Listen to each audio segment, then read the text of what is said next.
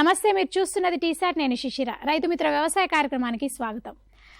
వానాకాలం ప్రత్తి సాగు ఎట్లా చేసుకోవాలి, దానికి ఎలాంటి సూచనలు పాటించాలని రైతులకు కావాల్సిన సలహాలు సూచనలు అందించడానికి నాతో పాటు టీసాట్ స్టూడియోలో ఉన్నారు డాక్టర్ కె సుధాంశు గారు. సో ఆయనతో మాట్లాడి తెలుసుకుందాం అసలు వానాకాలం ప్రత్తి సాగుకు ఎట్లాంటి సూచనలు పాటించాలని. నమస్తే అండి. నమస్తే, వెల్కమ్ టు టీసాట్ నెట్వర్క్. ధన్యవాదాలు. ఇప్పుడు మనకి ప్రత్తి పంట విస్తీర్ణం ఎట్లా అంటే తెలంగాణలో ఎట్లా ఉంది అంటారు? నిజం చూసుకున్నట్లయితే మన తెలంగాణ ప్రాంతం అనేది ప్రతి పంట సాగుకు చాలా అనుకూలమైన ప్రాంతం. మహారాష్ట్ర తర్వాత గుజరాత్ తర్వాత వచ్చేది మన తెలంగాణ ప్రాంతం. దాంట్లో కూడా ఆదిలాబాద్, నిజామాబాద్, కరీంనగర్, వరంగల్ ఇలాంటివి జిల్లాల్లో మనం ప్రతి పంట చాలా ముఖ్యమైన పంట. కానీ గత 10 సంవత్సరాల నుంచి చూసుకున్నట్లయితే కొంతకాలం వరకు ఈ విస్తీర్ణం ప్రతి పంట విస్తీర్ణం పెరిగింది. కానీ ఈ సంవత్సరం చూసుకున్నట్లయితే కొంచెం తగ్గటం జరిగింది. ఈ విస్తీర్ణం ఆ విధంగా ఉన్నది. అంటే మనకి ఇప్పుడు ప్రాంతాల వారీగా చూసుకుంటే విస్తీర్ణం ఎందుకు తగ్గుతూ వస్తుంది? గల కారణాలు ఉన్నాయి దానికోసం.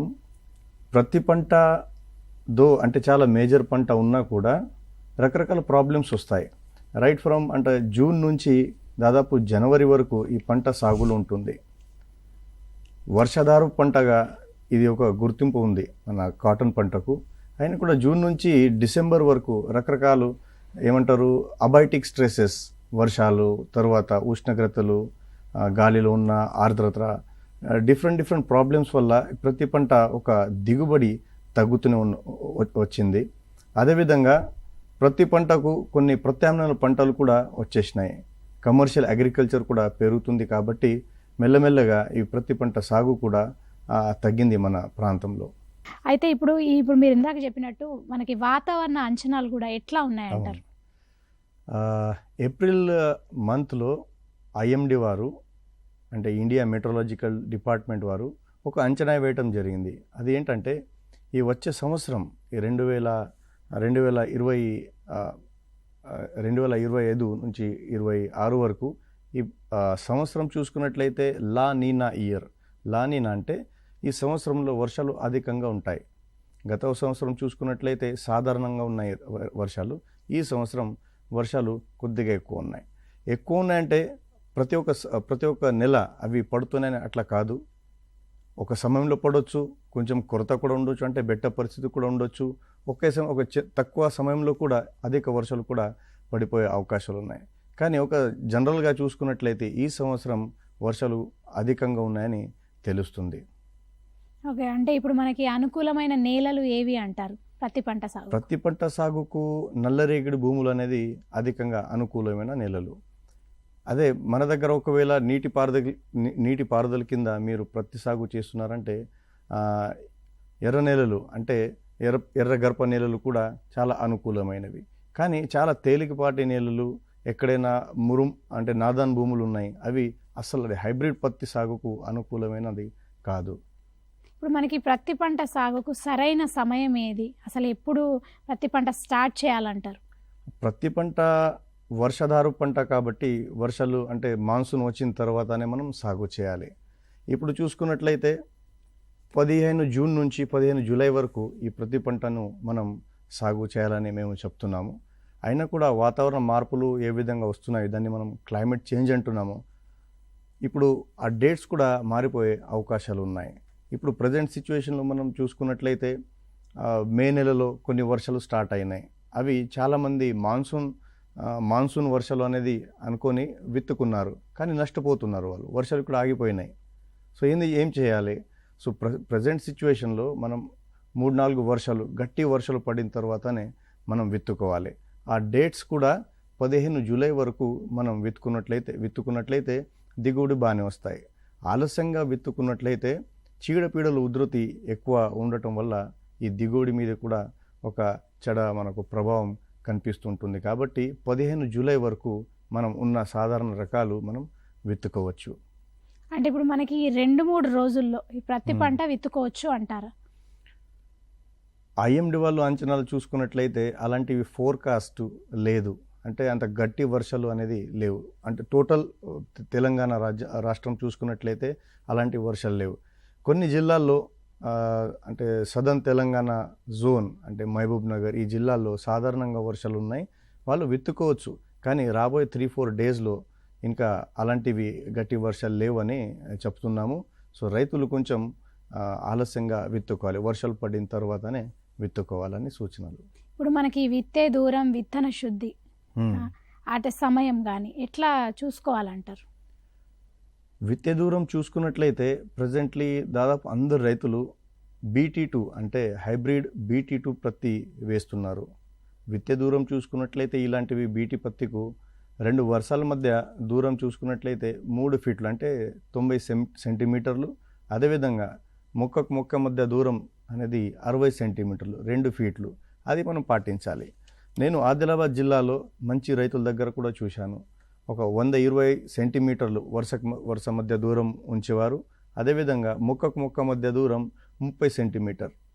అవి చూసుకున్నట్లయితే వాళ్ళ దగ్గర నీరు అంటే ఇరిగేషన్ తోటి వాళ్ళు పండించేవాళ్ళు. సో దిగుబడి చాలా మంచిగా వచ్చేది.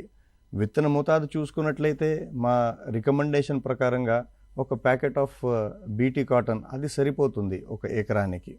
కానీ రైతులు కొంచెం భయంతో 2 ప్యాకెట్లు కూడా ఒక ఎకరానికి వాడుతుంటారు. అది కూడా వాళ్ళ అనుభవం ప్రకారంగా అది ఓకేనే అనుకుంటున్నాను. విత్తన శుద్ధి దగ్గర వస్తే మనం ఏం చేయాలంటే ఈ విత్తనాలు ఆల్రెడీ హైబ్రిడ్ విత్తనాలు ఆల్రెడీ విత్తన శుద్ధి చేసి వస్తుంటాయి. ఇమిడాక్లోప్రిడ్ కొన్ని ఫంజిసైడ్స్ తోటి కూడా విత్తన శుద్ధి చేసి వస్తాయి, అవి పురుగుల కోసం. కానీ కొన్ని ప్రాంతాల్లో భూమి నుంచి వచ్చే కొన్ని వ్యాధులు ఉంటాయి, తెగుళ్ళు ఉంటాయి. దానికోసం మనం విత్తన శుద్ధి చేసుకోవాలి. దాన్ని దేంతో చేయాలంటే సూడోమోనాస్ ఫ్లోరసెన్స్ అనే ఒక జైవ శిలీంద్రనాశిని ఉంది. ఒక కేజీ విత్తనాల్లో ఒక 10 గ్రామ్స్తోనే మనం విత్తన శుద్ధి చేసుకున్నట్లయితే ఇవి భూమి నుంచి వచ్చే రోగాలు, వ్యాధులు మనకు తగ్గుతాయి. సో ఇది విత్తన శుద్ధి గురించి. అంటే ఇప్పుడు మనకి పోషకాల యాజమాన్యం ఎట్లా పాటించాలి అంటారు? ప్రతి పంట చూసుకున్నట్లయితే ఆకలి ఎక్కువ, అంటే పోషకాలు చాలా ఎక్కువ అవసరం ఉన్నాయి. ఈ ప్రతి పంటకు భూమి నుంచి ఎక్కువ తీసుకుంటూ ఉంటుంది. మనం కూడా ఈ హైబ్రిడ్ ప్రతి పంటకు పోషకాలు అనేది ఎక్కువ మోతాదులో మనం అందచేయాలి. దానికోసం బ్యాలెన్స్డ్ ఫర్టిలైజేషన్ అంటే సరైన ఒక మోతాదు మనం డిటర్మైన్ లేకపోతే నిర్ధారణ చేయడం జరిగింది. ఒక ఎకరాకు చూసుకున్నట్లయితే దాదాపు 50 నుంచి 60 కిలోలు నత్రజని, 24 కిలోలు భాస్వరం, అదేవిధంగా 24 కిలోలు పొటాషియం అవసరం ఉంది. ఇవి ఉన్నది అంటే మైక్రోన్యూట్రియంట్స్, స్థూల పోషకాలు, ఎక్కువ మోతాదులో అవసరం ఉన్న పోషకాలు.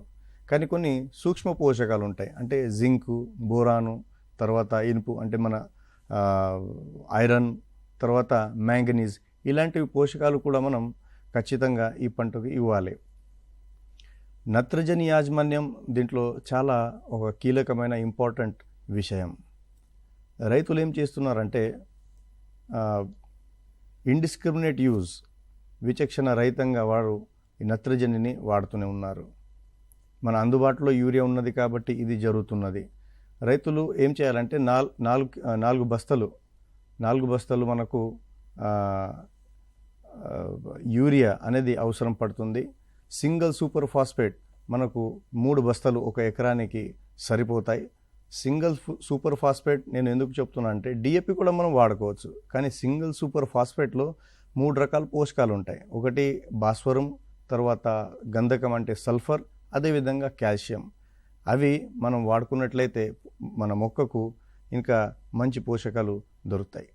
కమింగ్ టు మన నత్రజని యాజమాన్యం. నత్రజని అనేది మనం విత్తే సమయంలో వేసుకోవాలి ఒకసారి, అంటే స్టార్టర్ డోస్గా. ఏ విధంగా మనం చిన్న పిల్లలకు కొంచెం డోస్ ఇస్తూనే ఉంటాము, ఆ విధంగా ప్రతి పంటకు స్టార్ట్ కావడానికి కొంచెం యూరియా అనేది వేసుకోవాలి, నత్రజని వేసుకోవాలి.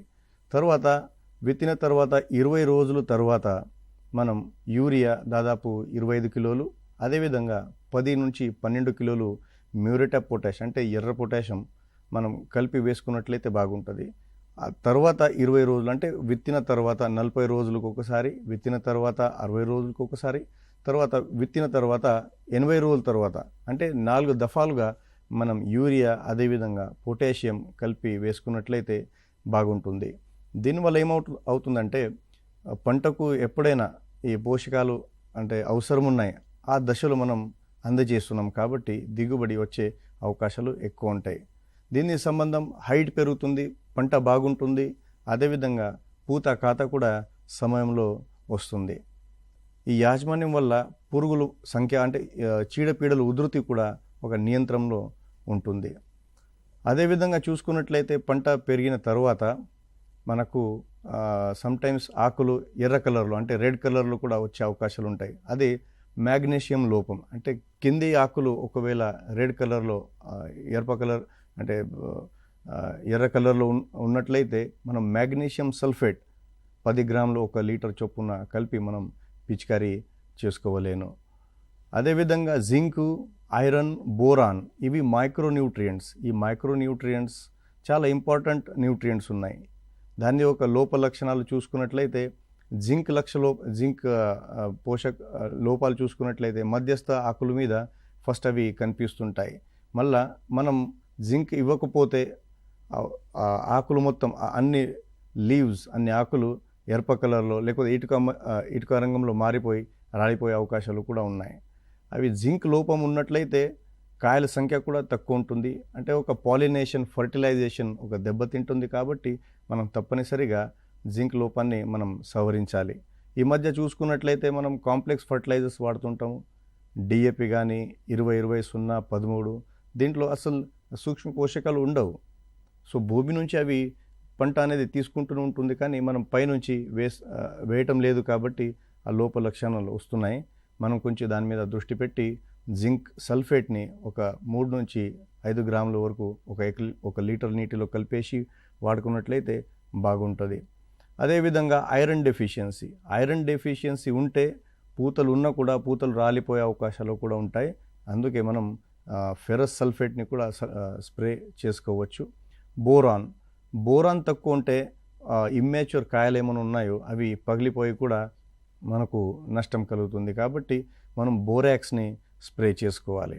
ఒకవేళ మన పంట మీద ఒకటి కాకుండా అంటే ఎక్కువ సూక్ష్మ పోషకాల లోపాలు కనిపించినట్లయితే మనము మార్కెట్లో దొరికే మల్టీ మైక్రోన్యూట్రియంట్స్ గల ఉన్న ఫార్ములా 4, ఫార్ములా 6, అగ్రోమిన్ మ్యాక్స్ ఇలాంటివి కొన్ని సూక్ష్మ పోషకాలు 1 లీటర్ నీటిలో 5 గ్రాములు కలిపేసి అవి మనం స్ప్రే చేసుకోవాలి. ఆ స్ప్రే ఒక్కసారి కాకుండా 2-3 సార్లు కూడా మనం చేసుకోవచ్చు.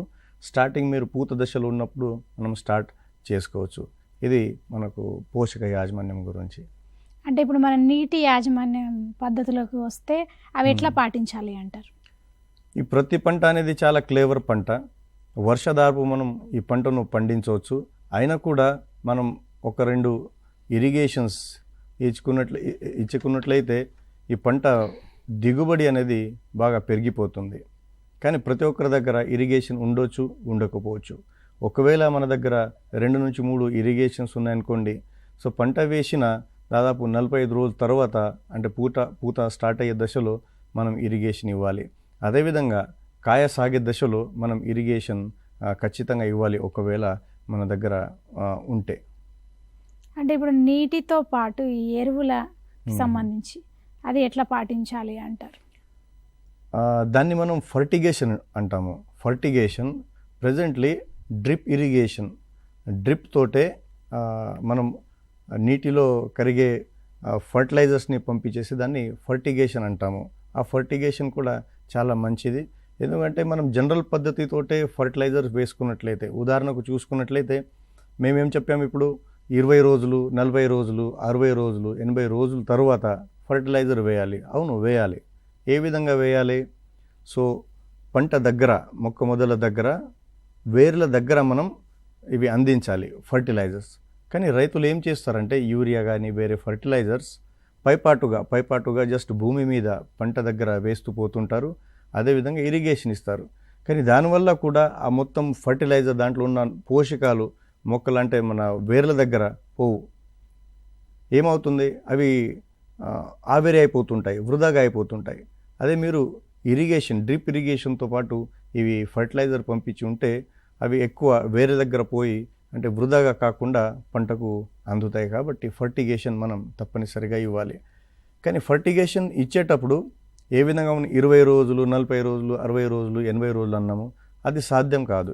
దాన్ని ఒక ఫర్టిగేషన్ షెడ్యూలింగ్ అవసరం ఉంటుంది. ఆ ఫర్టిగేషన్ షెడ్యూలింగ్లో మనకు నీటిలో కొరిగే ఫర్టిలైజర్స్ ఉన్నాయి, అవి తక్కువ మోతాదులు ఉంటాయి. సో దానిది ఒక వ్యవధి of interval of fertiliser application మనం తగ్గించి ఫర్టిలైజర్ పంపాలి. దాంట్లో మనం నత్రజనితో పాటు ఈవెన్ భాస్వరం కూడా మనం పంపించవచ్చు, పొటాషియం, అదేవిధంగా మన సూక్ష్మ పోషకాలు కూడా మనం అందజేసుకోవచ్చు ఫర్టిగేషన్ తోటి. చాలా ఒక మంచి టెక్నాలజీ అయినా కూడా ఒక ప్రాంతాన్ని బట్టి దాని యొక్క షెడ్యూలింగ్ మారుతూ ఉంటుంది. ఇప్పుడు ఈ కలుపు యాజమాన్య పద్ధతులు ఎట్లా పాటించవచ్చు అంటారు? కలుపు అనేది చాలా పెద్ద విషయం. ప్రతి పంటలో మనం కలుపు యాజమాన్యం చేయకపోతే దాదాపు 40 నుంచి 50% వరకు దిగుబడి తగ్గే అవకాశాలు ఉంటాయి. సో రైతులు ఈ కలుపుని కూడా చాలా సీరియస్లీ తీసుకోవాలి. మనం ఫస్ట్ ఏం చేసుకోవాలంటే దున్నినప్పుడు మనం లోతు దుక్కులు చేయాలి. లోతు దుక్కులు చేయటం వల్ల అవి ఏమైనా వెజిటేటివ్ ప్రొపోగిల్స్ ఉన్నాయి, పార్ట్స్ ఉన్నాయి, అవి బయటకి వచ్చేసి మన ఎండతోటే కానీ సూర్యరశ్మి కిరణాలతో అవి చనిపోయి లేకపోతే నష్టమయ్యే అవకాశాలు ఉంటాయి. అదేవిధంగా మనం సరైన సమయంలో విత్తుకోవాలి. సరైన సమయంలో విత్తుకున్నట్లయితే మన పంట అనేది ఫస్ట్ మొలిచి సెట్ అవుతుంది. సెట్ అయిన తర్వాత ఏమైనా కలుపు జాతి మొక్కలు ఏమైనా మొలుస్తున్నాయి, దానికన్నా మన పంటనే ఫస్ట్ వస్తుంది. అదేవిధంగా మన విత్తే దూరం అనేది చాలా ఇంపార్టెంట్. మరి దూరంలో మనం విత్తుకున్నట్లయితే ఈ కలుపు మొక్కలు ఎక్కువ పెరిగి నష్టపరుస్తాయి. అదే మరి క్లోజ్గా మనం దగ్గర పంట వేసుకున్నట్లయితే మన పంట ఏపుగా పెరిగి నష్టాలు జరుగుతాయి. సో సరైన బ్యాలెన్స్డ్ అంటే రికమెండెడ్ విత్తే దూరం అనేది మనం పాటించాలి. అదేవిధంగా మనం ప్రీ ఎమర్జెంట్ హర్బిసైడ్స్ ఉంటాయి, అంటే మొలక రాకముందు కొన్ని హర్బిసైడ్స్ ఉంటాయి, కలుపు మందులు ఉంటాయి. అవి చూసుకున్నట్లయితే పెండిమిథాలిన్ని మనం ఒక ఎకరాకు దాదాపు 1.2 లీటర్లు ఒక ఎకరానికి మనం పిచికారీ చేసుకోవచ్చు. అంటే విత్తిన తర్వాత 45 గంటల లోపు మనం అది స్ప్రే చేయాలి భూమి మీద. అవి చేసుకున్నట్లయితే దాదాపు 20 రోజుల వరకు మనం కలుపుని అరికట్టవచ్చు. తర్వాత మనం గొర్రుతో ఇవి గుంటకతో పాటు మనం వీడింగ్ చేసుకోవాలి. హోయింగ్ అంటాం, అంటే ఏమంటారు దాన్ని, రైతులు బ్లేడ్ హ్యారోతోనే కల్టివేషన్ చేసుకున్నట్లయితే కలుపు మొక్కలు కూడా కంట్రోల్ అవుతాయి. అదేవిధంగా మన భూమిలో గాలి ఆడుతుంటూ వేర్లకు మంచిది, అదేవిధంగా సూక్ష్మ జీవులకు మంచి ఉంటుంది, పెరుగుదల కూడా బాగానే ఉంటుంది. తర్వాత వస్తే మనకు పోస్ట్ ఎమర్జెంట్ హర్బిసైడ్స్, అంటే కలుపు మొక్కలు పెరిగిన తర్వాత కొన్ని కలుపు మందులు ఉంటాయి, అవి వాడుకోవాలి.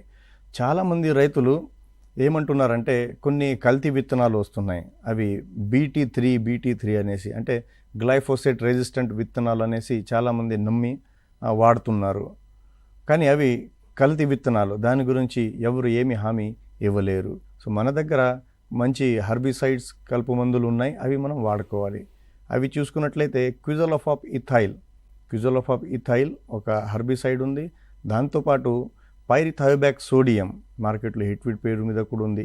ఇవి 2 మందులు మనం కలిపి కొట్టుకున్నట్లయితే, అంటే పంట విత్తిన 30 రోజులు 30 నుంచి 40 రోజుల మధ్య మనం స్ప్రే పిచికారీ చేసుకున్నట్లయితే ఆ కలుపు ప్రాబ్లం కూడా మనకు సాల్వ్ అవుతుంది. తర్వాత చూసుకున్నట్లయితే ఈ మొక్క మొత్తం అవి ల్యాండ్ని అండ్ మన ఏరియాని వ్యాప్తి చెందుతుంది కాబట్టి తర్వాత ఒక కలుపు ఉధృతి తక్కువ ఉంటుంది. సో ఫస్ట్ 40 నుంచి 50 రోజులు అనేది చాలా కీలకమైన రోజులు కాబట్టి ఈ విధంగా మనం కలుపు యాజమాన్యం అనేది చేసుకోవాలి. ఇప్పుడు మనకి ప్రతి పంటను ఆశించే పురుగులు ఏవి అంటారు ఎక్కువగా? ప్రతి పంటను ఆశించే పురుగులు చూసుకున్నట్లయితే పచ్చదోమ ఫస్ట్ అనేది పచ్చదోమ వస్తుంది విత్తుకున్నట్లయితే. ఇంకా 10-20 రోజులలో మనకు పచ్చదోమ.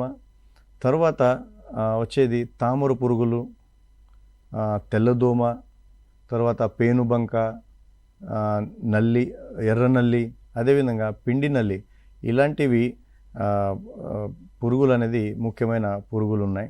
అదేవిధంగా ఈ మధ్యలో ప్రతి పంట దాన్ని మనం బీటీ పంట అంటాం. బీటీ పంట ఉంటే అంటే గ్రామ్ పాడ్ బోరర్, అమెరికన్ గ్రామ్ పాడ్ బోరర్ అది రావట్లేదు. అయినా కూడా పింక్ బోలం, గులాబీ రంగు కాయతొల్చే పురుగు అనేది ఉధృతి ఎక్కువ కనిపిస్తూనే ఉన్నది. దాంతోపాటు ఆకు తినే లద్దె పురుగులు, ఇవి ఈ మధ్యలో కనిపిస్తున్నాయి. అంటే ఆ ఒక బీటీ జిన్ని అది దాన్ని ఒక ఏమంటారు రెసిస్టెన్స్ పెరిగి ఆ పురుగు కూడా ఎక్కువ వ్యాప్తి చెందుతుంది. ఇలాంటివి పురుగులు మనం ఎక్కువ ఆశించవచ్చు ఈ పంట మీద. అయితే ఇప్పుడు మనం ఈ ప్రత్తి సాగు ఇప్పుడు వానాకాలంలో జరుగుతుంది, ఇప్పుడు దానికి ఎట్లా సూచనలు పాటించలేంది అని చెప్తూ ఉన్నారు. అయితే ఇప్పుడు వర్షాలు పడే సమయం, వర్షాలు పడట్లేదు. అవును. అయితే ఈ సమయంలో రైతులు మరి ఎలాంటి జాగ్రత్తలు తీసుకోవాల్సి ఉంటుందంటారు? రైతులు ఏ విధంగా జాగ్రత్తలు తీసుకోవాలంటే ఫస్ట్ మనం హడాబడిపై ఏ పంట అయినా కూడా విత్తకూడదు. పత్తే కాకుండా వేరే పంట కూడా ఇప్పుడు విత్తే సరైన సమయం కానే కాదు. సో రైతులు ఏం చేయాలంటే కొంచెం ఇవి ఏమైనా అంచనాలు ఉన్నాయి, వెదర్ ఫోర్కాస్టింగ్ ఉంది, దాని మీద దృష్టి పెట్టి రైతులు ఏమైనా సైంటిస్టులు శాస్త్రవేత్తలు ఏం సూచనలు ఇస్తున్నారు అది కొంచెం పాటించాలి. చూసుకున్నట్లయితే రకాల సెలెక్షన్ అంటే రకాల ఎంపిక అనేది చాలా ముఖ్యమైనది. ప్రతి పంటలో కూడా కొన్ని రకాలు ఉంటాయి, ఆ రకాలు మనం వేసుకోవచ్చు. స్వల్పకాలిక కొన్ని రకాలు ఉంటాయి. జనరల్లీ హైబ్రిడ్స్ చూసుకున్నట్లయితే దాదాపు ఒక 180 రోజులు 80 రోజులలో వచ్చే రకాలు ఉన్నాయి. దానికన్నా కూడా కొన్ని తక్కువ స్వల్పకాలిక రకాలు ఉంటే మనం సెలెక్ట్ చేసుకొని వేసుకోవాలి, అంటే కొంచెం ఆలస్యంగా అయితే. అదేవిధంగా మనం ఇప్పుడు ఈ పరిస్థితుల్లో మన బండ్ ఫార్మేషన్స్ ఏమన్నా బండ్ ఫార్మేషన్స్ చేయాలి. తర్వాత వీలైనంత వరకు లేవలింగ్ కూడా చేస్తూ ఉండాలి. రైతులు ఇప్పుడు ఈ పరిస్థితుల్లో మన సీడ్ ట్రీట్మెంట్ చేసి విత్తనాలు కూడా ఉంచుకోవాలి. రాబోయే 3-4 డేస్లో వర్షాలు పడిన తర్వాత మనం విత్తుకోవాలి. ఇప్పుడు మనకి తెగుళ్ళ యాజమాన్యం ఎట్లా పాటించాలి అంటారు? పత్తి పంటలో చూసుకున్నట్లయితే కొన్ని తెగుళ్ళు ముఖ్యమైన ఇవి. దాంట్లో బ్లాక్ ఆర్మ్ ఒకటి ఉంటుంది, అల్టర్నేరియా ఆకుమచ్చ తెగులు ఉంటుంది, సర్కోస్పోరా ఆకుమచ్చల తెగులు ఉంటుంది. అదేవిధంగా కొన్ని కాయకుళ్ళు తెగుళ్ళు ఉంటాయి. అదేవిధంగా రైజోక్టోనియా అంటే వేరుకుళ్ళు రోగం కూడా వస్తుంది. ఈ రకరకాల వ్యాధులు మనం ఈ పత్తి పంటలో అంటే ఎక్స్పెక్ట్ చేసుకోవచ్చు. ఇప్పుడు మనకి పంట ఏపుగా పెరుగుతుంది అంటే ఇప్పుడు మనకి కాయ సంఖ్య తగ్గుతుంది, అప్పుడు ఏం చెయ్యాలి అంటారు? ఇది ఒక జనరల్ అబ్జర్వేషన్. రైతులు ఏం చేస్తారంటే విచక్షణ రహితంగా యూరియా ఎక్కువ వాడటం వల్ల, అదేవిధంగా సమ్టైమ్స్ ఎక్కువ వర్షాలు పడటం వల్ల కూడా పంట ఏపుగా పెరుగుతుంటుంది. ఏపుగా పెరగటం వల్ల పంట మొత్తం పోషకాలను అంటే ప్లాంట్ హైట్ పెంచడానికి యూజ్ చేస్తుంది తప్ప ఈ కాయల వైపు పోషకాలు అనేది పోవు. సో రైతులు ఏం చేయాలంటే ఈ 5 ఫీట్ ఒక 5 ఫీట్లు హైట్ వచ్చిన తర్వాత రైతులు దాన్ని ఒక కొనాలు అనేది తుంచేయాలి. దాన్ని నిప్పింగ్ అంటారు. అది లేకపోతే మార్కెట్లో కొన్ని గ్రోత్ రిటార్డెంట్స్ వచ్చేసినాయి, చమత్కార్ లాంటివి కొన్ని గ్రోత్ హార్మోన్స్ ఉంటాయి. అవి మనం స్ప్రే చేసుకున్నట్లయితే పంట పెరుగుదల ఆగిపోయి ఏమైనా పోషకాలు ఉన్నాయి హైట్ కోసం కాకుండా మొత్తం కాయల వైపు దాన్ని మనం పంపించవచ్చు. పంట పంపించేస్తుంది, కాయల సంఖ్య ఎక్కువ ఉంటుంది, అంటే కాయలు రాలిపోవు. అదేవిధంగా ఒక బరువు అనేది ఎక్కువ వచ్చే అవకాశాలు ఉంటాయి. కాబట్టి రైతులు ఇవి సూచనలు పాటించాలి. అయితే ఇప్పటివరకు మనం నీటి యాజమాన్యం, ఎరువుల యాజమాన్యం అన్నీ మాట్లాడుకుంటూ వస్తున్నాం. అయితే అసలు పూత కాయలు రాలిపోతాయి, అసలు ఎందుకు రాలిపోతాయి అంటారు? పూత కాత ఎందుకు రాలిపోతుందంటే కొన్ని జైవిక కొన్ని అజైవిక కారణాలు కూడా ఉంటాయి. ఫస్ట్ మనం అజైవిక కారణాలు చూద్దాం. అబయోటిక్ స్ట్రెస్ అంటాం. మన బాడీ లోపల కూడా ఏమైనా ఇంబ్యాలెన్స్ ఉంటే మనకు కూడా మన హెల్త్ బాగుండదు. ఆ విధంగా పంటలో కూడా ఒకవేళ హార్మోనల్ ఇంబ్యాలెన్స్ ఉంటే అది పూత కాత రాలిపోయే అవకాశాలు ఉంటాయి. ముఖ్యంగా మొక్క లోపల యాబ్సిసిక్ యాసిడ్, తర్వాత జిబ్రెలిన్స్, సైటోకైనిన్స్, అదేవిధంగా ఆక్సిన్స్ ఇలాంటివి కొన్ని రెగ్యులేటర్స్ ఉంటాయి, ఇవి ఉంటాయి. సో ఆక్సిన్స్ ఒక రోల్ అనేది పంట పెరుగుదలకు ఉంటుంది. జిబ్రెలిన్ చూసుకున్నట్లయితే ఒక ఆకు విస్తీర్ణం ఒక ఎక్కువ ఉంటుంది. ఈ బ్యాలెన్స్లో ఇంబ్యాలెన్స్ వస్తే డెఫినెట్లీ అవి ఆకులు కానీ లేకపోతే పూత కాయ రాలిపోయే అవకాశాలు ఉంటాయి. మన ఆకులలో అవి అన్ని పోషకాలు వచ్చేసి అక్కడ ప్రొడక్షన్ అవుతుంది, కార్బోహైడ్రేట్స్, ప్రోటీన్స్ ఏమైనా ఉంటాయి. ఆ ఆకుల్లో ఉన్న అవి అన్ని పోషకాలు ఆకుల నుంచి మన ఫ్లవర్స్ పూత కాత దగ్గర పోవాలి. ఆ ప్రాసెస్లో ఒకవేళ ఏమైనా ఇబ్బంది వస్తే డెఫినెట్లీ పూత కాత రాలిపోతుంటుంది. నిజం చూసుకున్నట్లయితే బెట్ట పరిస్థితుల్లో కూడా యాబ్సిసిక్ యాసిడ్ పెరిగి పూత రాలిపోయే అవకాశాలు ఉంటాయి. మరి మీరు అనొచ్చు బెట్ట పరిస్థితి ఉంటే ఓకే, కానీ ఎక్కువ వర్షాలు పడ్డా కూడా మన దగ్గర పూతలు రాలిపోయే అవకాశాలు ఉంటాయి. అవును, మన భూమిలో గాలి లేకుండా ఉంటే ఆ వేర్లకు కూడా ఇబ్బంది. ఆ ఇబ్బంది వల్ల అగైన్ మళ్ళీ ఇంబ్యాలెన్స్ ఎంజైమ్స్, మన గ్రోత్ రెగ్యులేటర్స్, మన ఒక ఇంబ్యాలెన్స్ వస్తే యాబ్సిసిక్ యాసిడ్ పెరిగి, ప్రొలిన్ కంటెంట్ పెరిగి పూత కాత కూడా రాలిపోయే అవకాశాలు ఉంటాయి. అదేవిధంగా ఇంతకుముందు చెప్పినట్టు జింక్, బోరాన్, ఐరన్ ఇలాంటివి లోప లక్షణాలు వచ్చినా కూడా మనకు పూత కాత రాలిపోయే అవకాశాలు ఉంటాయి. తర్వాత ర్యాంకింగ్ అంటాం. ర్యాంకింగ్ అంటే పంట బాగా పెరుగుతుంటుంది, పూత కాత కూడా తక్కువ ఉంటుంది. అప్పుడు కొన్ని లోప లక్షణాలు ఉండటం వల్ల కూడా పూత రాలిపోయే అవకాశాలు ఉంటాయి. కొన్ని రకాల్లో చిన్న చెట్టు ఉన్న ఒక చిన్న మొక్క ఉన్నా కూడా ఎక్కువ ఫ్లవర్స్ పూత కాత ఎక్కువ ఉంటుంది. కానీ ఆ ప్లాంట్ అనేది ప్రతి ఒక్క కాయ, ప్రతి ఒక్క పూతకు అంటే ఏమంటారు పోషకాలు అందచేయదు. అలాంటివి పరిస్థితుల్లో అంటే చాలా వీక్ ఉన్న ఫ్లవర్స్ లేకపోతే కాయలు అనేది రాలిపోయే అవకాశాలు ఉంటాయి. ఇవి అనేది కారణాలు. కానీ స్ట్రాటజీస్, కొన్ని నివారణ చర్యలు తీసుకున్నట్లయితే ఇలాంటివి ఏమైనా లోప లక్షణాలు ఉన్నాయో అవి మనం నివారించాలి. జింక్ స్ప్రే కానీ, తర్వాత ఐరన్ సల్ఫేట్ స్ప్రే కానీ, బోరాక్స్ కానీ మనం స్ప్రే చేస్తూ ఉండాలి. అదేవిధంగా బెట్ట పరిస్థితి ఉన్నా కూడా మనం ఒకవేళ మన దగ్గర ఇరిగేషన్ ఉంటే ఇరిగేషన్ తప్పని పరిస్థితుల్లో ఇవ్వాలి. వాటర్ లాగింగ్ అంటే భూమిలో మొత్తం నీళ్ళు అయినా కూడా ఎక్కువ వర్షాలు పడ్డ తర్వాత కూడా కాలువలతోటే ఎక్కువ నీటిని మనం బయట పంపించేసేయాలి. అదేవిధంగా పైపాటుగా మనం కొన్ని స్ప్రేస్ చేసుకోవాలి. అవి స్ప్రే చూసుకున్నట్లయితే NAA అంటే మార్కెట్లో ప్లానోఫిక్స్ పేరు మీద దొరుకుతుంది. అవి మనం స్ప్రే చేసుకోవచ్చు. దాంతోపాటు 19 అవి మిక్స్ చేసి స్ప్రే చేసుకోవచ్చు. లేకపోతే 13-0-45 ఆ పోషకాలు, దాంట్లో నత్రజని 13% ఉంటుంది. అదేవిధంగా పొటాషియం 45% ఉంటుంది. అది 1 లీటర్ నీటిలో 10 గ్రాముల చొప్పున మనం కలిపి పిచికారీ చేసుకున్నట్లయితే కూడా ఈ పూత కాత రాలిపోవటం అనేది కొంతవరకు తగ్గుతుంది. అదేవిధంగా పూత కాత ఉన్న ప్లేసెస్లో, ఆ చైన్లలో మనం ఎక్కువ ఎంట్రీ లేకపోతే మనం ఎక్కువ తిరగడం ఆపేయాలి. దానివల్ల కూడా ఈ పూత కాత రాలిపోయే అవకాశాలు ఉన్నాయి. ఇంతకుముందు చెప్పినట్టు పంట ఎక్కువ పెరుగుతుందంటే చమత్కార్ అంటే మేపిక్వాట్ క్లోరైడ్ అలాంటివి కొన్ని గ్రోత్ రిటార్డెంట్స్ ఉన్నాయి. దాన్ని మనం స్ప్రే చేసుకున్నట్లయితే గ్రోత్ ఆగిపోతుంది. ఉన్న పోషకాలు అన్నీ పూత కాత వైపు మనం ట్రాన్స్ఫర్ చేసుకోవచ్చు. దానివల్ల పూత కాత కూడా ఆగిపోతుంటుంది. CICR నాగ్పూర్ అంటే కాటన్ సంబంధించిన ఒక పరిశోధన స్థానం ఉంది నాగ్పూర్లో. వాళ్ళు ఒక రీసెర్చ్ చేశారు. ఆ రీసెర్చ్ పరంగా చూసుకున్నట్లయితే సెప్టెంబర్ మాసం తర్వాత ప్రొడ్యూస్ అయిన పూత కాత అనేది మన దిగుబడికి ఎక్కువ దోహదపడతాయి. అందుకే సెప్టెంబర్ తర్వాత ఏమైనా పూత కాత డెవలప్ అవుతుంది, దాన్ని మనం ఎక్కువ కేర్ తీసుకోవాలి, ఎక్కువ మంచిగా చూసుకోవాలి. సో ఆ సమయంలో మనం ఇరిగేషన్ ఇవ్వాలి, వీలైనంత వరకు ఇరిగేషన్ ఇవ్వాలి. కొన్ని పైపాటుగా మనం పిచికారులు చేసుకోవాలి. అదేవిధంగా ఇన్సెక్ట్ పెస్ట్ అంటే పురుగులు, తర్వాత తెగులు యాజమాన్యం చేసుకోవాలి. చూడండి, తెగులున్నా కూడా వేర్ల మీద కాదు, కాయల మీద కూడా కొన్ని తెగుళ్ళు వస్తాయి, కాయకుళ్ళు తెగుళ్ళు. ఒకవేళ తెగుళ్ళు మచ్చలు వస్తే ఆ ప్లాంట్ లోపల ఒక సందేశం పోయి ఆ కాయ కూడా రాలిపోయే అవకాశాలు ఉంటాయి. కాబట్టి మనము కాయకుళ్ళు తెగుల్ని కూడా నివారించాలి. అదేవిధంగా విత్తేటప్పుడు మరి దూరం కాకుండా మరి దగ్గర కాకుండా మధ్యస్థ స్థాయిలో రికమెండ్ చేసిన స్పేసింగ్లో మనం వేసుకున్నట్లయితే పూత కాత కూడా రాలిపోయే అవకాశాలు తక్కువ ఉంటాయి. దగ్గర వేసుకున్నట్లయితే ఏమవుతుందంటే పంట వేపుగా పెరుగుతుంది. పంట వేపుగా పెరగటం వల్ల రెండు మొక్కల మధ్య దూరం తక్కువ ఉంటుంది, గాలి ఆడదు. అదేవిధంగా సూర్యరశ్మి కూడా అక్కడ వరకు అందదు ఆర్ చేరదు. కాబట్టి పూత కాత రాలిపోయే అవకాశాలు ఉంటాయి. అదేవిధంగా గులాబీ రంగు పురుగు, దాని ఒక ఉధృతి ఫస్ట్ మన ఫ్లవర్స్లో, అదేవిధంగా కాయలు వస్తుంది. ఆ పరిస్థితుల్లో కూడా పూత కాత రాలిపోయే అవకాశాలు ఉంటాయి.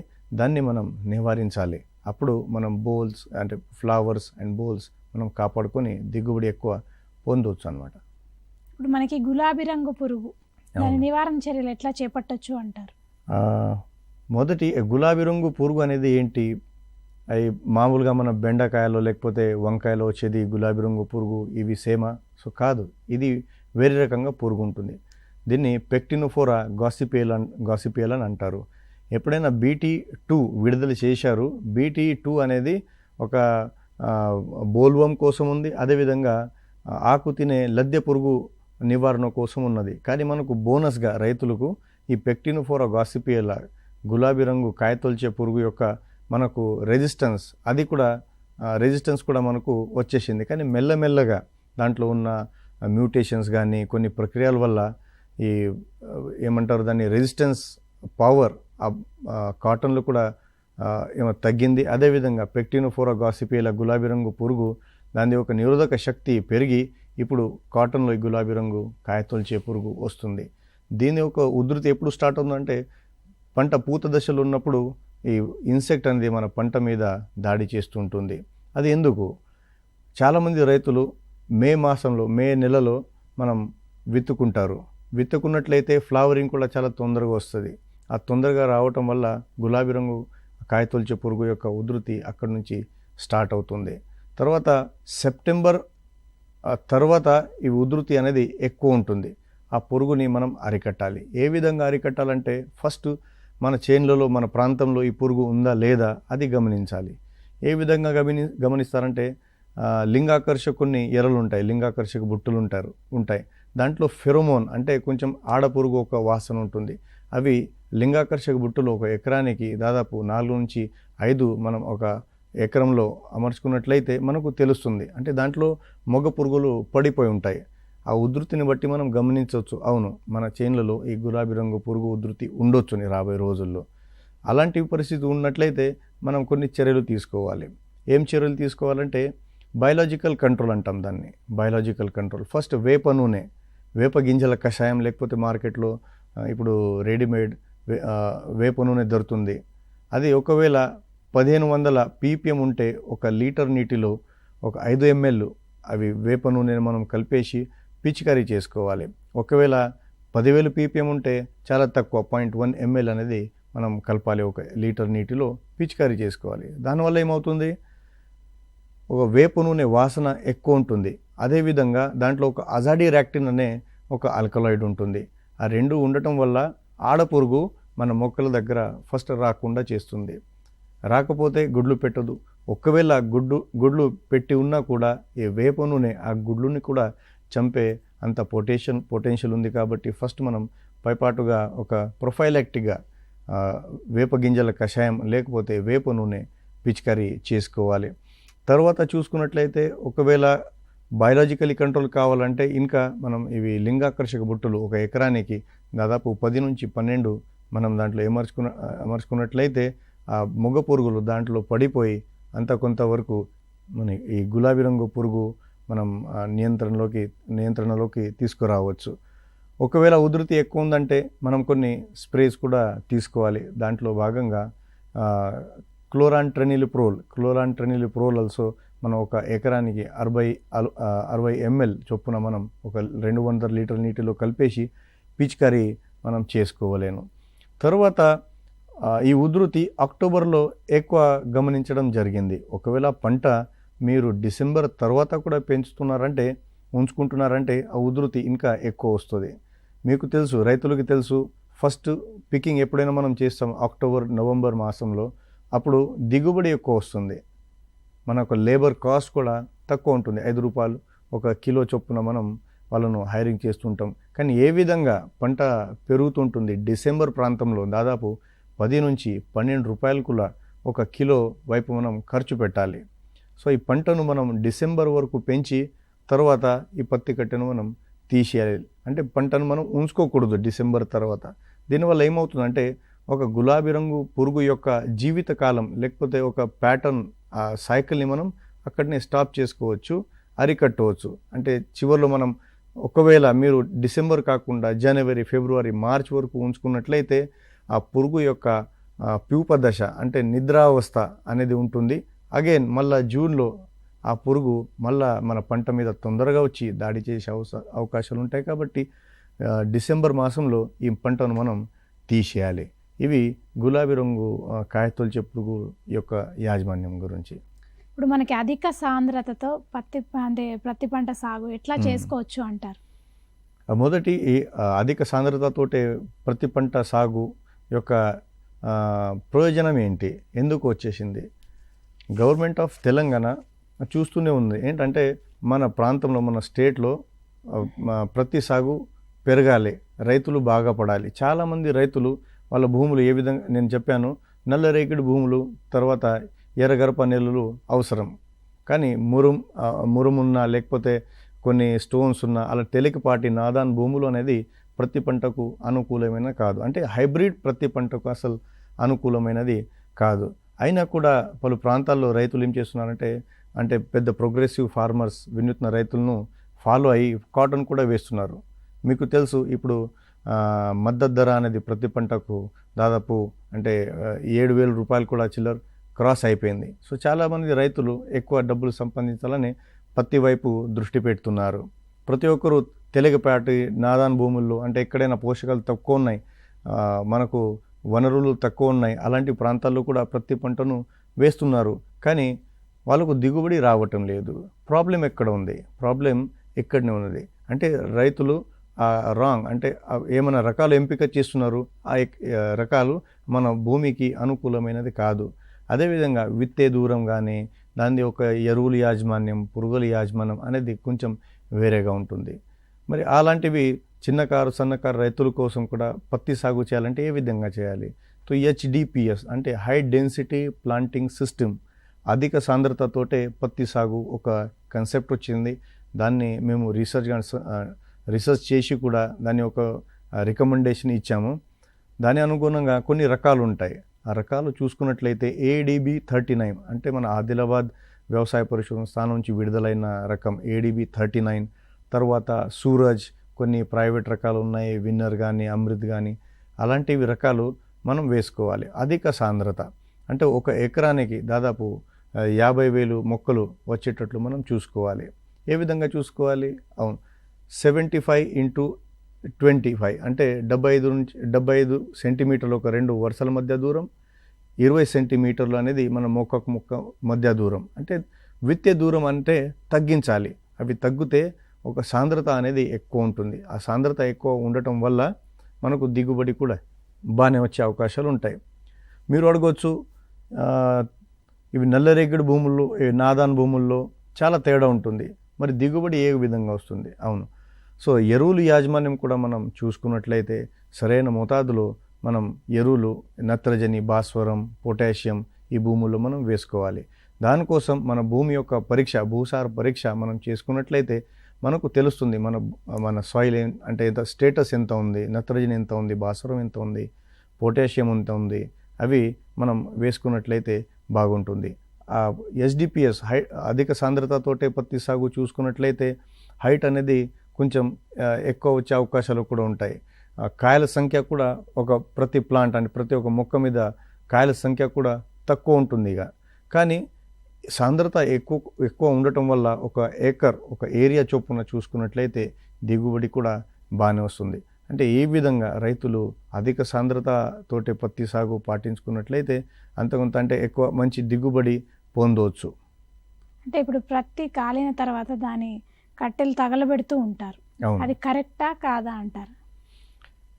మనం రైతుల్ని అడిగితే రైతులు ఏమంటారంటే, సార్ మా దగ్గర 3 ఎకరాలు ఉన్నాయి, 10 ఎకరాలు ఉన్నాయి, ఆ ప్రతి కట్టెని తీసి తగలబెట్టడం అనేది చాలా మంచిది. దానివల్ల పురుగుల యొక్క సంఖ్య తక్కువ ఉంటుంది, మాకు డిస్టర్బెన్స్ రాదు. మళ్ళీ అవి అంతా పత్తి కట్టెలు ఉంచుకొని ఏం చేయాలని రైతులు అంటారు, తగలబెడతారు. కానీ మీరు ఒకటి న్యూస్ కూడా విని ఉంటారు, ఢిల్లీలో మన రాజధానిలో పంజాబ్లో ఎక్కడైనా వరి కానీ తర్వాత గోధుమ ఈ స్ట్రాస్ ఏమైనా స్టబల్స్ ఉన్నాయి, కొయ్యలు ఉన్నాయి, అవి పెట్టడం వల్ల మొత్తం పొల్యూషన్ అయ్యి వాతావరణ కాలుష్యమై ఢిల్లీలో కూడా బాగా ఇబ్బంది అయింది. మరి దానిది మనకు సంబంధం ఏంటి? మన దగ్గర కూడా అదే జరుగుతుంది కదా. ప్రతి కట్టెను తీసేసి మనం తగలపెడుతున్నాం, కాల్చేస్తున్నాము.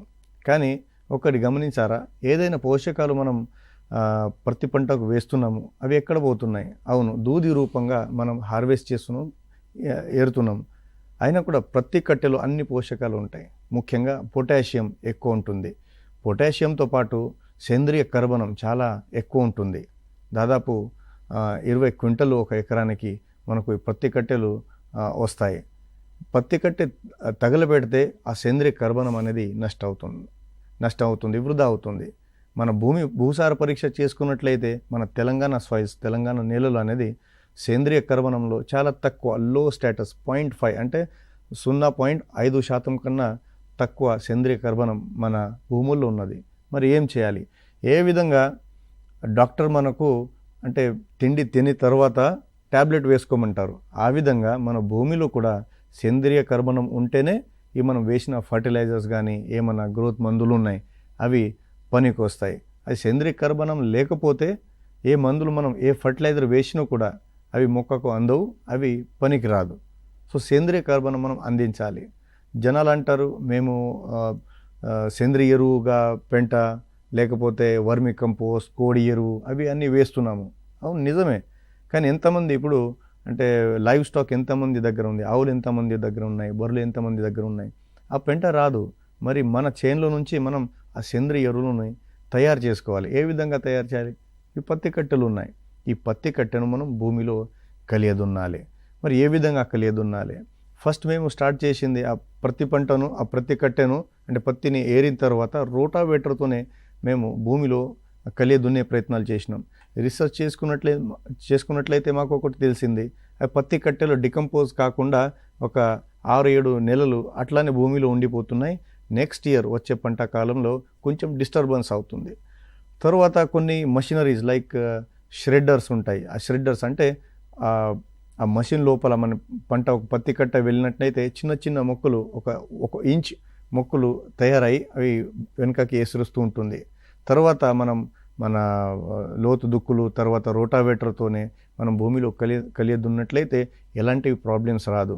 చిన్న చిన్న ముక్కలు ఉన్నాయి కాబట్టి అవి తొందరగా డికంపోజ్ అయ్యి మన పంటకు లాభసాటిగా ఉంటుంది. అంటే చూడండి, దాదాపు 20 క్వింటళ్ళ వరకు ఆ పత్తి కట్టెను మనం భూమిలో కలియదున్నట్లయితే సేంద్రియ కర్బనం కూడా పెరిగే అవకాశాలు ఉంటాయి. దాంట్లో ఒక సమస్య రైతులు కూడా మాకు అందచేయడం జరిగింది. అదేంటంటే ఈ ప్రతి కట్టెను భూమిలో కలియదున్నట్లయితే ప్రతి పంటలో గత సంవత్సరం ఉన్న కొన్ని తెగుళ్ళు మళ్ళా వచ్చే సంవత్సరం వచ్చే అవకాశాలు ఉన్నాయని రైతులు మాకు తెలియజేయటం జరిగింది. దాని మీద కూడా కొన్ని పరిష్కారాలు ఉంటాయి. ట్రైకోడర్మా విరిడి మరియు సూడోమోనాస్ ఫ్లోరసెన్స్ ఇలాంటివి జైవ శిలీంద్రనాశినులు మన అందుబాటులో ఉన్నాయి. అవి మనం భూమిలో యాడ్ చేసుకున్నట్లయితే ఈ రోగాలు కూడా రాకపోవచ్చు, మన భూమి కూడా సారం పెరిగే అవకాశాలు ఉంటాయి. సో ఎటు పరిస్థితుల్లో ప్రతి కట్టెను తగలపెట్టకుండా భూమిలో కలియదున్నే ప్రయత్నం మనం రైతులు చేయాలి. ఇప్పుడు మనకి ప్రతి కట్టె కాల్చకుండా అంటే కలియదున్నట్లయితే ఎట్లా అంటే లాభాలు ఎట్లా ఉన్నాయంటారు దాన్ని? ఫస్ట్ లాభం అనేది సేంద్రియ కర్బనం మన భూమిలో పెరిగే అవకాశాలు ఉన్నాయి. అది 1 సంవత్సరం 2 సంవత్సరాల పని కాదు. కంటిన్యూస్లీ ఎప్పుడెప్పుడు మీరు ప్రతి పంట తీసుకుంటున్నారో అప్పుడు మనం అవి ప్రతి కట్టెను కలియదున్నాలి భూమిలో. దానివల్ల భూమి ఒక సారం బాగుంటుంది. అదేవిధంగా సేంద్రియ కర్బనంతో పాటు వేరే సూక్ష్మ పోషకాలు కూడా మన భూమి నుంచి వెళ్ళినాయి, ఆ భూమిలో మళ్ళీ మనం యాడ్ చేసుకోవచ్చు. ఇంతకుముందు నేను చెప్పాను గులాబీ రంగు కాయ తొలిచే పురుగు. ఆ గులాబీ రంగు కాయ తొలిచే పురుగుని కూడా ఈ ప్రతి కట్టెను మనం భూమిలో కలియదున్నట్లయితే జనవరి మాసంలో బాగుంటుంది. అదేవిధంగా భూమి సారంతో పాటు భూమి యొక్క ఫిజికల్ క్యారెక్టరిస్టిక్స్ అంటే ఒక మాయిశ్చర్, ఒక నీటిని ఉంచుకునే గుణాలు పెరిగే అవకాశాలు ఉంటాయి. సో భూమి మంచి ఉండాలి, పెరుగుదల మంచి రావాలి, దిగుబడి మంచి రావాలంటే మనం ప్రతి కట్టెను భూమిలో ఖచ్చితంగా కలియదున్నాలి. చివరగా మీరు రైతులకి ఈ ప్రతి సాగుకు సంబంధించి సమగ్ర సస్యరక్షణ చర్యలు ఎట్లా చేపట్టాలంటారు? వారికి మీరు ఇచ్చే సలహాలు సూచనలు ఏంటి? అవును, ఈ మధ్య తెలంగాణ ప్రభుత్వం మనకు RMS అంటే రైతు ముంగిట్లో శాస్త్రవేత్తలు ఒక మంచి ప్రోగ్రాం లాంచ్ చేశారు. ఆ ప్రోగ్రాంలో కూడా కొన్ని అంశాలు ఉన్నాయి. అంటే సేంద్రియ ఎరువులు ఎక్కువ వాడుకోవాలి, రసాయనాలను కొంచెం తక్కువ వాడుకోవాలంటే ఏం చేయాలి? కొన్ని వేరే చర్యలు మనం పాటించాలి. దాంట్లో జైవిక చర్యలు ఉంటాయి, ఫిజికల్ కొన్ని చర్యలు ఉంటాయి, అవి పాటించాలి. సస్యరక్షణ మీద చాలా డబ్బులు మన ఫార్మర్స్ వాళ్ళు వాడుతూనే ఉన్నారు. రైట్ ఫ్రమ్ అంటే విత్తిన 10 రోజుల తర్వాత నుంచి చివరి వరకు హార్వెస్టింగ్ వరకు కూడా ప్రతి పంటలో పురుగు మందులు వాడటం జరుగుతుంది. ఏం చేయాలి? మొదటి అనేది విత్తే దూరం మంచిగా ఉండాలి. దానివల్ల ఏమవుతుందంటే గాలి ఆడుతుంటుంది. ప్రతి ఒక్క మొక్కకు సమానంగా అవి అన్ని వనరులు వస్తుంటాయి. చూసుకున్నట్లయితే కొన్ని తెల్లదోమ ఉంటుంది. తెల్లదోమ చాలా ఒక కీలకమైన పెస్ట్, దీంట్లో ఒక పురుగు ఉన్నది. తెల్లదోమ ఏం చేస్తుందంటే, ఒకవేళ ఒక వైరస్, ఒక తెల్లదోమలో వైరస్ వచ్చిందనుకోండి, ఒక మొక్క నుంచి వేరే మొక్క వరకు అది వ్యాప్తి చెందుతుంది వైరస్ కూడా తెల్లదోమతో పాటు. ఆ తెల్లదోమను మనం కంట్రోల్ చేసుకున్నట్లయితే పురుగు అదేవిధంగా రోగాలను కూడా మనం అరికొట్టవచ్చు. తెల్లదోమని ఫస్ట్ మనం ఏం చేయాలంటే గుర్తించాలి. మన చేన్లలో దాదాపు 10 నుంచి 12 వరకు పసుపు రంగు జిగురు అట్టాలు ఉంటాయి. అవి మనం అమర్చుకున్నట్లయితే అవి అన్ని తెల్లదోమ దానివైపు ఆకర్షించాయి, అంటికి కంట్రోల్ అయిపోతుంది. అదేవిధంగా తామర పురుగుల్ని కూడా మనం కంట్రోల్ చేసుకోవచ్చు. ఒక పద్ధతి ఉంది, చిన్న పద్ధతి, దాన్ని కాండాన్ని బుట్టు పెట్టే పద్ధతి అంటాము.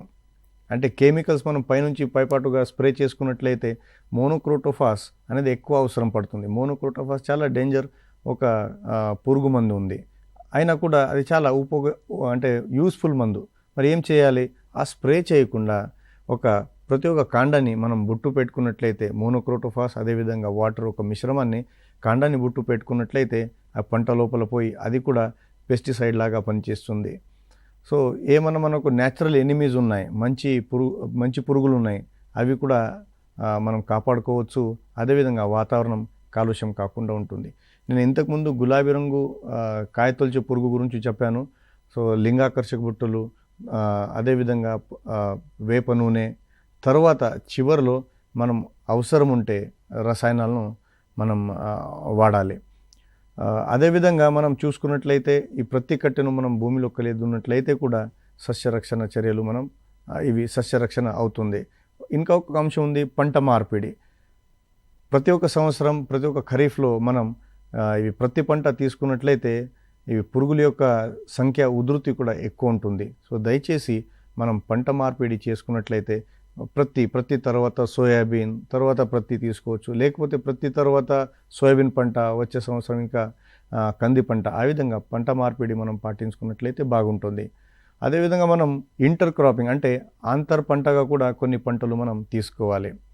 ట్రెడిషనల్ జోన్స్లో చూసుకున్నట్లయితే ప్రతి పంట సాలు, అదేవిధంగా సోయాబీన్ లేకపోతే మినుము లేకపోతే పెసర సాలు వేసుకున్నట్లయితే బాగుంటుంది. వానాకాలం ప్రతి సాగు ఎట్లా చేసుకోవాలి, దానికి ఎలాంటి సూచనలు పాటించాలని రైతులకు కావాల్సిన సలహాలు సూచనలు అందించారు డాక్టర్ కె సుధాంశు గారు. థ్యాంక్ యూ సో మచ్ అండి. థ్యాంక్ యూ అండి. ఇది ఇవాళ మన రైతు మిత్ర వ్యవసాయ కార్యక్రమం. తిరిగి వచ్చే వారం మరో అంశంతో మళ్ళీ కలుసుకుందాం. అంతవరకు చూస్తూనే ఉండండి టీసాట్.